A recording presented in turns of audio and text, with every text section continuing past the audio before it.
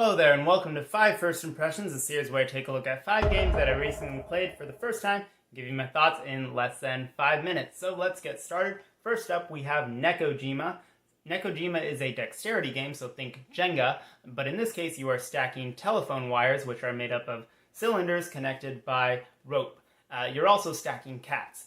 And it's interesting, but there are too many fiddly rules about what you can and cannot touch. So it's not just a matter of not knocking things over. You also can't touch the wires or you'll get electrocuted. And I feel like that's just too many rules. And as a competitive game, it just got kind of frustrating. And there is a cooperative version, which I did not play, but I do think that would be rated slightly higher. But as it stands, I'm giving this a 6 out of 10. Next up, we have Storm Chasers. I assume this is based on the TV show, but it's from Buffalo Games, which is the company that made Planted, which I enjoy. And this is a real-time dice rolling game. So one player takes a turn as being the storm and tries to get rid of the other players, and the other players are trying to collect research on the storms. And there's a fun little tornado top, which is kind of silly. It's a very quick game. It plays on a 3-minute timer every turn. So it goes very quick, but for me it just felt too chaotic, and this is with 2 players. We were just getting in each other's way, constantly bumping into each other, moving pieces. So I can't imagine what it would be like with 3 or 4. It just felt a bit too chaotic. 6 out of 10 from me for Storm Chasers. Next up we have Dr. Eureka, which is a silly dexterity game from Blue Orange. This one is basically what would happen if someone took those ball sort apps that you see on phones and turned that into a game. You're just shuffling these marbles around test tubes, trying to match the combo. Pretty simple, streamlined. I give it a 7 out of 10, but again, that's mostly like as a kid's game, but also adults could definitely enjoy it as well.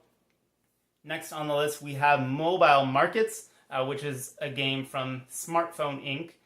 It's from the same people, and it's supposed to be a card game version, although it still has a board and stuff, but also it's not a card game version. It's a different game entirely.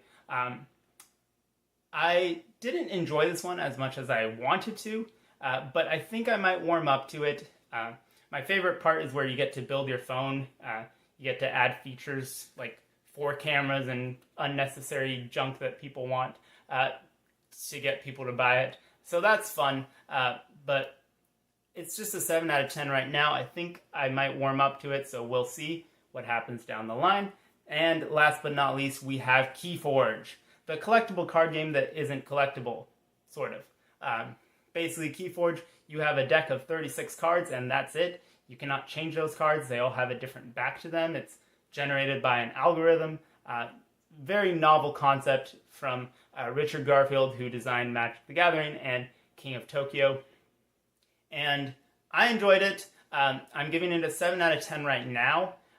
But to be fair, I did play the Age of Ascension deck. That's the starter deck that I picked up, which, from what I could gather in the community, might be the most balanced set. But that doesn't necessarily make it the most exciting, if that makes sense. So other sets might be more exciting, but less balanced. So kind of take what you will.